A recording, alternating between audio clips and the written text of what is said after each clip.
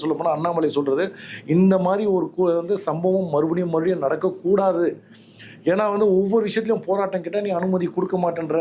இன்னைக்கு வந்து அதுக்காக மாநில மகளிர் அணி வந்து சார்பாக இருக்கும்போது நீங்கள் என்ன பண்ணுறீங்கன்னா ஒரு தீவிரவாதி மாதிரி அவங்கவுங்க வீட்டில் போய் நீங்கள் காவல்துறையை நிற்க வைக்க வேண்டிய இடத்துல இன்னைக்கு ஒரு யூனிவர்சிட்டியோ இல்லை ஒரு ஹாஸ்பிட்டலோ இல்லை நீங்கள் அந்தந்த இடத்துல வந்து காவல்துறையை பயன்படுத்த வேண்டியது தானே. இதே ஒரு காவல்துறை அதிகாரியோ அவங்க பொண்ணுக்கு இந்த நிலைமை ஏற்பட்டிருந்தால் சும்மா இருந்திருப்பாங்களா? எங்கே போச்சு சார் மனித உரிமை கழகம்? எங்கே போச்சு மகளிர் ஆணையம்? யாருமே வந்து இது பண்ணல. நான் இன்றைக்கும் வந்து பேப்பர் எடுத்தேன்னா இன்றைக்கே வந்து கற்பழிப்பு நடந்துக்கிட்டு தான் இருக்குது, பாலியல் துன்புறுத்தல் நடந்துன்னு இருக்குது. இதற்கு நிரந்தர தீர்வு என்ன? இதை வச்சு அரசியல் அவர் பண்ணலை. அவர் அந்த இடத்துல மறுபடியும் அந்த இடத்துல குறிப்பிடுற ஒரே விஷயம், அவர் திமுக கட்சிக்காரனாக வந்து நான் வந்து பண்ணலை. இதில் காவல்துறை உளவுத்துறை வந்து என்ன பண்ணிட்டாங்கன்னா வந்து சேர்ந்து போயிடுச்சு.